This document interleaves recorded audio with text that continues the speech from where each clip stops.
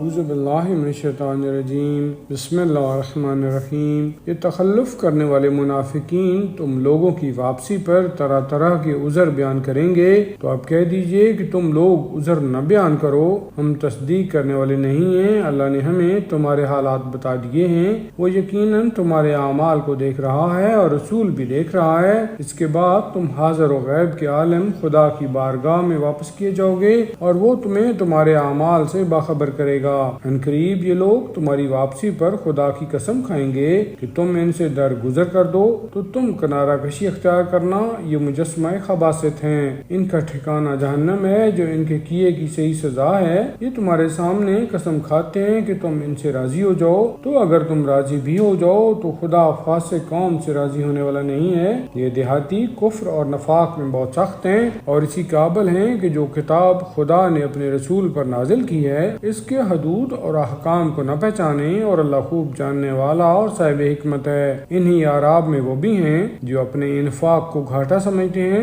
اور آپ کے بارے میں مختلف گردشوں کا انتظار کیا کرتے ہیں، تو خود ان کے اوپر بری گردش کی مار ہے اور اللہ خوب سننے والا اور جاننے والا ہے۔ انہی اعراب میں وہ بھی ہیں جو اللہ اور آخرت پر ایمان رکھتے ہیں اور اپنے انفاق کو خدا کی قربت اور رسول کی دعائے رحمت کا ذریعہ قرار دیتے ہیں، اور بے شک یہ ان کے لیے سامان قربت ہے۔ ان قریب خدا انہیں اپنی رحمت میں داخل کر لے گا کہ وہ غفور بھی ہے اور رحیم بھی ہے۔ اور مہاجرین و انصار میں سے سبقت کرنے والے اور جن لوگوں نے نیکی میں ان کا اتباع کیا ہے، ان سب سے خدا راضی ہو گیا ہے اور یہ سب خدا سے راضی ہیں، اور خدا نے ان کے لیے وہ باغات مہیا کیے ہیں جن کے نیچے نہریں جاری ہیں، اور یہ ان میں ہمیشہ رہنے والے ہیں، اور یہ بہت بڑی کامیابی ہے۔ اور تمہارے دیہاتیوں میں بھی منافقین ہیں اور اہل مدینہ میں تو وہ بھی ہیں جو نفاق میں ماہر اور سرکش ہیں، تم ان کو نہیں جانتے ہو لیکن ہم خوب جانتے ہیں۔ ان قریب ہم ان پر دوہرا عذاب کریں گے،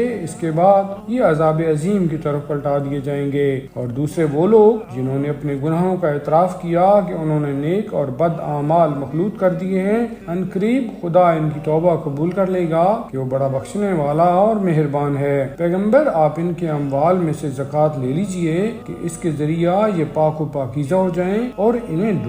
دعائیں دیجئے کہ آپ کی دعا ان کے لیے تسکین قلب کا باعث ہوگی، اور خدا سب کا سننے والا اور جاننے والا ہے۔ کیا یہ نہیں جانتے کہ اللہ ہی اپنے بندوں کی توبہ قبول کرتا ہے اور زکوٰۃ و خیرات کو وصول کرتا ہے، اور وہی بڑا توبہ قبول کرنے والا اور مہربان ہے۔ اور پیغمبر کہہ دیجئے کہ تم لوگ عمل کرتے رہو کہ تمہارے عمل کو اللہ، رسول اور صاحبان ایمان سب دیکھ رہے ہیں، اور ان قریب تم اس خدائے عالم الغیب و شہادہ کی طرف پلٹا دیے جاؤ گے، اور وہ تمہیں تمہارے اعمال سے باخبر کرے گا۔ اور کچھ ایسے بھی ہیں جنہیں حکم خدا کی امید پر چھوڑ دیا گیا ہے کہ یا خدا ان پر عذاب کرے گا یا ان کی توبہ قبول کر لے گا، وہ بڑا جاننے والا اور صاحب حکمت ہے۔ اور جن لوگوں نے مسجد ضرار بنائی کہ اس کے ذریعہ اسلام کو نقصان پہنچائیں اور کفر کو تقویت بخشیں اور مومنین کے درمیان اختلاف پیدا کرائیں، اور پہلے سے خدا اور رسول سے جنگ کرنے والوں کے لیے پناہ گاہ تیار کریں، وہ بھی منافقین ہی ہیں، اور یہ قسم کھاتے ہیں کہ ہم نے صرف نیکی کے لیے مسجد بنائی ہے، حالانکہ یہ خدا گواہی دیتا ہے کہ یہ سب جھوٹے ہیں۔ خبردار،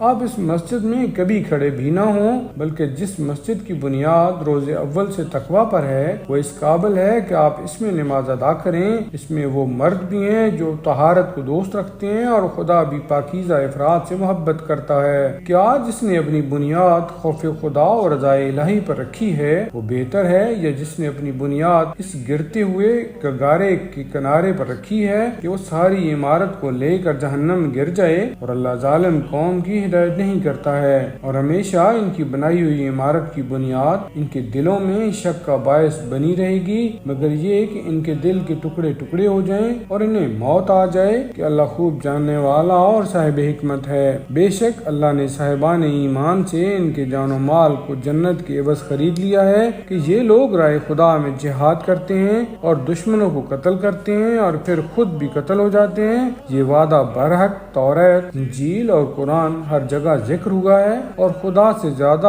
اپنے عہد کا پورا کرنے والا کون ہوگا؟ تو اب تم لوگ اپنی اس تجارت پر خوشیاں مناؤ جو تم نے خدا سے کی ہے، کہ یہی سب سے بڑی کامیابی ہے۔